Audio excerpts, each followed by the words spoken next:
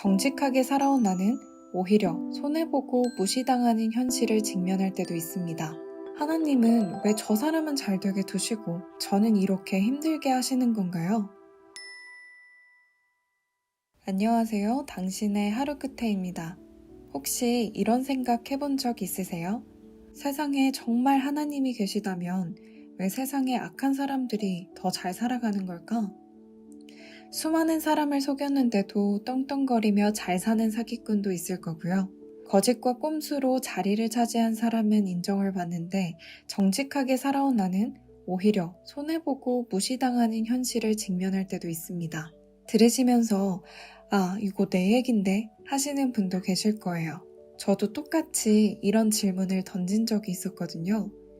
하나님은 왜 저 사람은 잘 되게 두시고 저는 이렇게 힘들게 하시는 건가요? 오늘은 이 질문에 대한 하나님의 답을 같이 나눠보려고 합니다. 성경 속 다니엘도요, 바로 이러한 억울한 상황을 겪었습니다. 바벨론의 총리였던 다니엘은 누구보다 성실했던 신앙의 사람이었습니다. 그런데 주변에 시기하던 사람들이 모함을 했어요. 그래서 단순간에 왕을 배반한 죄인으로 몰아가게 되었습니다. 배반한 이유는 단 하나였습니다. 하루 3번 하나님께 기도했다는 것입니다. 다니엘 6장 10절. 다니엘이 이 조서에 왕의 도장이 찍힌 것을 알고도 전에 하던 대로 하루 3번 무릎 꿇고 기도하며 하나님께 감사하였더라. 그리고 결국 그는 모함의 끝에 사자굴에 던져졌습니다. 여러분 상상해보세요. 죽음 앞에 선 다니엘은 과연 어떤 마음이었을까요? 내가 하나님께 충성한 대가가 죽음이라니. 아마 이런 생각이 스치듯 들었을 것입니다. 그리고 그 모습을 본 사람들도 비웃었겠죠. 봐라, 하나님 믿는다더니 결국 저렇게 끝나는구나. 하지만 하나님은 이 상황에 침묵하지 않으셨습니다. 다니엘 6장 22절.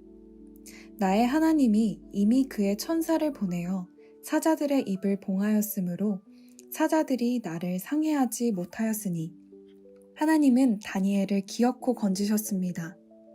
그리고 이 사건은 제국 전체가 하나님을 알게 되는 공적 증거가 되었습니다. 그리고 다니엘을 모함했던 자들은 사자굴에 던져져 죽음을 맞이했고요. 죽음 앞에서도 기도를 멈추지 않았던 믿음, 그 믿음의 조건을 세워 다니엘은 하나님 앞에 더 크게 높임을 받았던 겁니다. 근데 여러분, 여기서 또 이런 질문이 나올 수 있을 것 같아요. 아니, 지금 눈앞에서는 당장 악한 사람들이 잘 되고 있잖아요. 맞아요. 지금 당장은 그렇게 보입니다. 그러나 하나님은 끝에서 역사하시는 하나님이십니다. 하나님은 사랑의 하나님이시거든요. 그래서 악인에게도 기회는 주십니다. 그렇기 때문에 의인들에게는 믿음과 인내의 조건을 세우도록 맡기십니다. 역사를 한번 떠올려 보세요. 악인들이 불의로 죄를 행했을 때 하나님이 보내신 자와 그를 따른 자들이 핏값을 대신했습니다. 그 조건으로 모두가 살았습니다. 구원자 모세 때도 그랬고 구약 선지자들 때도 다 똑같았습니다. 여러분, 여기서 꼭 기억해야 하는 사실은요. 하나님은 하나님의 때에 선악간에 반드시 갚아주신다는 사실입니다. 의인은 떠오르는 해처럼 점점 형통하게 되고 악인은 끝내 멸망의 길로 떨어집니다. 이것이 하나님이 정하신 법입니다. 그러니 우리가 해야 할 일은 불평이 아닙니다. 왜 나만 힘든 조건을 져야만 할까? 원망하는 게 아니라 기도와 순종으로 하나님 앞에 서는 것, 그 조건을 세우는 것입니다. 그럴 때 원수가 준비한 것조차 결국 의인의 것이 됩니다.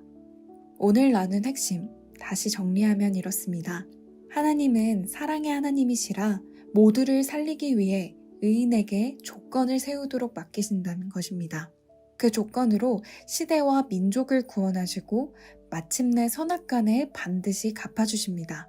시편 23편 5절.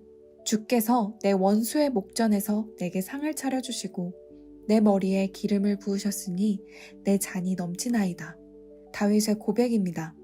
다윗은 끝까지 하나님을 의지했기 때문에 왕이 될 수 있었습니다. 그리고 다니엘은 죽음 앞에서도 기도의 조건을 멈추지 않았기에 더 높임을 받았습니다. 여러분, 혹시 지금 떠오르는 억울한 일이 있으신가요? 지금 겪는 억울함들도 끝끝내 결국은 하나님의 축복의 문으로 이어질 것입니다. 그리고 댓글에 솔직하게 나눠주세요. 저도 함께 기도하겠습니다. 오늘 메시지가 마음에 와닿았다면 좋아요와 구독 꼭 눌러주시고 앞으로도 청년의 시선으로 성경 속 진리를 따뜻하게 나누겠습니다.